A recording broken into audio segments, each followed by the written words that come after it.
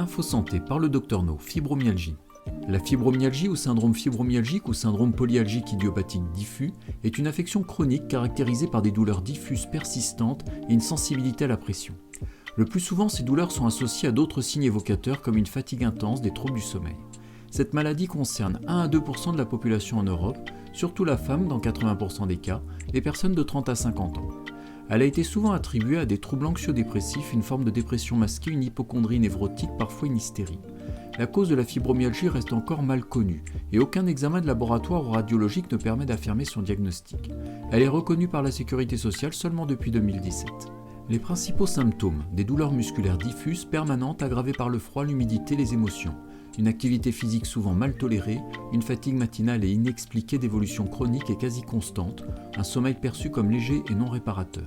À noter également des symptômes évocateurs de jambes sans repos, des troubles fonctionnels digestifs ou syndrome de l'intestin irritable, des dysfonctionnements temporomandibulaires, des migraines, des maux de tête de tension, des douleurs de la vessie, une anxiété, une dépression. L'évolution de la maladie est marquée par une chronicité des symptômes avec une raideur articulaire et une fatigue qui limite parfois fortement les activités quotidiennes et professionnelles. Pour un patient souffrant d'une douleur diffuse depuis au moins 3 mois, le diagnostic repose sur 1. L'étude de 18 points sensibles du corps, 2. Le questionnaire FIRST, Fibromyalgia Rapid Screening Tool. L'étude de 18 points sensibles du corps. Le diagnostic est orienté vers une fibromyalgie si au moins 11 points sont douloureux lorsqu'on exerce une pression dessus. Par exemple, la base du cou, la deuxième côte, les côtés du coude, l'intérieur des genoux, l'occiput, trapèze, bord interne des omoplates, haut du fessier, hanche. Le questionnaire FIRST. Il évalue la localisation des douleurs et des symptômes et son retentissement dans la vie quotidienne.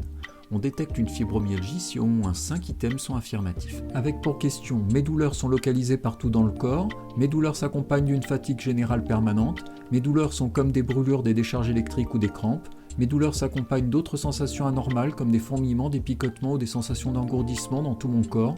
Mes douleurs s'accompagnent d'autres problèmes de santé comme des problèmes digestifs, des problèmes urinaires, des maux de tête ou des impatiences dans les jambes.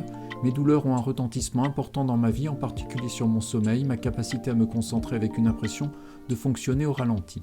La fibromyalgie ne doit pas être confondue avec une polyarthrite rhumatoïde, des troubles de la thyroïde, des troubles anxieux et ou dépressifs, des troubles de la personnalité, un syndrome de l'intestin irritable, un syndrome de fatigue chronique, un syndrome des jambes sans repos, un syndrome de Gougerot-Jegrun. Les traitements médicamenteux. Le paracétamol reste l'antalgique de premier choix, mais n'a pas été évalué scientifiquement dans la fibromyalgie. Les anti-inflammatoires par voie orale n'ont pas mis en évidence d'effets antalgiques dans la fibromyalgie. Le tramadol a peu d'efficacité et beaucoup d'effets indésirables. Les antidépresseurs imipraminiques apportent du mieux chez un tiers des patients au terme de quelques semaines de traitement. Pour les autres antidépresseurs, on ne note pas de résultats probants.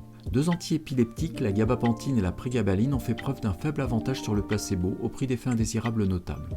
Les traitements non médicamenteux, l'aérobic, la gymnastique en milieu aquatique ou les étirements musculaires semblent efficaces sur les zones douloureuses et sur la qualité de vie. Les thérapies cognitivo-comportementales apportent un certain bénéfice. L'acupuncture et la phytothérapie ont par contre une efficacité antalgique peu probante.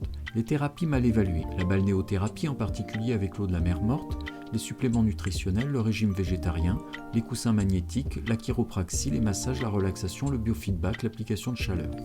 En pratique, il faut privilégier les traitements médicamenteux les moins agressifs, en commençant par le paracétamol, puis les antidépresseurs imipraminiques et au cas par cas le tramadol, la gabapentine et la prégabaline.